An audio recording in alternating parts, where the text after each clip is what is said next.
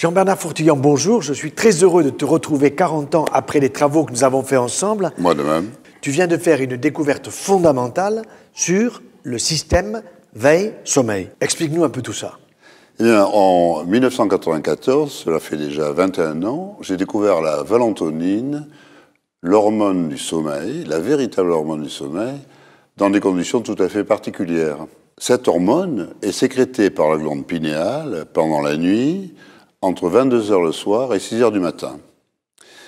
Elle est sécrétée en même temps que deux autres hormones par la glande pinéale, la mélatonine, qui est une hormone protectrice des neurones. On pensait, à tort, que c'était l'hormone du sommeil. Donc il protège le neurone. Qui protège les neurones. Et une troisième hormone, qui est le 6-méthoxyharmalan, découvert par Mac Isaac en 1961, et qui est l'hormone de la veille. Cette hormone a des propriétés pharmacologiques psychostimulantes de forte intensité, puisque c'est du même niveau que le LSD, qui est un psychostimulant extrêmement puissant.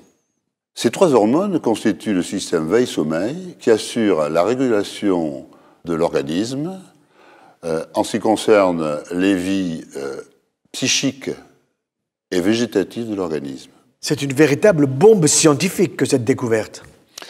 Eh bien, effectivement, ce système veille-sommeil, qui comprend trois hormones sécrétées par la glande pinéale, c'est la fonction endocrine de la glande pinéale, et elle permet de considérer cette glande endocrine comme le primat des glandes. La découverte du système veille-sommeil donc permet d'expliquer les mécanismes des affections neurologiques, et elle débouche tout naturellement sur le traitement de ces affections. Et on peut dire qu'on traitait jusqu'à ce jour des maladies dont on ne connaissait pas les mécanismes, avec des médicaments dont on ne connaissait pas les modes d'action, des trouvailles.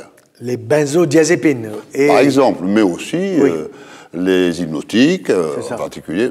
D'ailleurs, elles sont utilisées comme hypnotiques, les benzodiazépines, et apparentées, telles que le zolpidem, le Stinox, l'azopiclone, l'Imovan. Et quand on sort de ces médicaments, on est dans le sirop, quoi. Oui, en particulier pour les benzodiazépines apparentées, qui donnent du sommeil anesthésique, qui n'est pas réparateur et qui est amnésiant, avec énormément d'effets secondaires indésirables, rédhibitoires, effets dits paradoxaux, parce qu'on ne sait pas les expliquer. Alors cette glande, comme on va le voir, c'est finalement le primat des glandes, parce que à 22h le soir, on peut dire que tout part de là. La régulation de l'organisme pendant 24 heures démarre à 22h le soir.